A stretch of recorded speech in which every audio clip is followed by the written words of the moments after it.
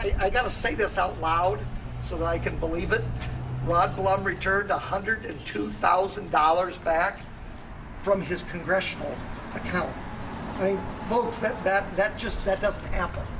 I mean, this is absolutely a rarity. And besides the fact that Rod Blum's doing exactly what he said he could do, I mean, this in and of itself merits a press conference. I'm here to tell you that as chair of the party and talking to people all over the state, literally, and through our staff, we have contact with every single one of our 99 chairs, and I'm here to tell you we are way ahead of schedule in terms of where we should be, where the Republican Party should be right now in terms of getting behind our candidate. Other people, it takes a little bit longer. Other people are skeptical. I want Republicans to be skeptical. I want good, solid Republicans to think, is Donald Trump, is this guy for real? What's he believe in? I want those questions asked. And in fact, we're asking questions that the Democratic Party never asks. Because the Democratic Party has 2,500 superdelegates.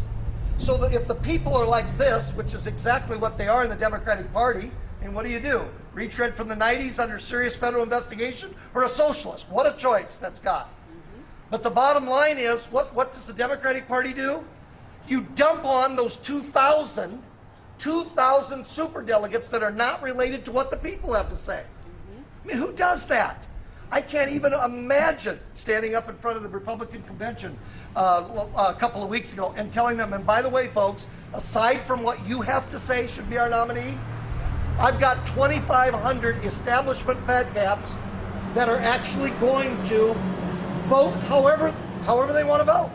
The fact that Rod Blum, as a freshman congressperson, made a vote that was that bold and that risky tells you one thing. He's got his eyes right back here on Dubuque, right back here on Waterloo, right back here on Cedar Rapids. There's going to be a hard fight, there's no doubt about it, because Pat Murphy is owned by the unions, and Monica Vernon wants to be owned by the unions. So they're going to promote these folks beyond what they're really capable of, to be honest with you. But I think what Rod Blum's going to do, I think it's going to, I mean, first of all, the guy's tireless. I don't know if he ever goes home. But the bottom line is, because home to him isn't D.C. Home is in this particular district. But I think what you're going to see with Rod Blum is an absolute workaholic, and he's going to show his record. And he's going to show you things like this. He's going to talk about his.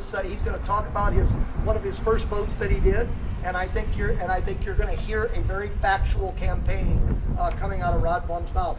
So I'm basically what this United Iowa Tour is for a Republican activist. I'm out here stating the obvious.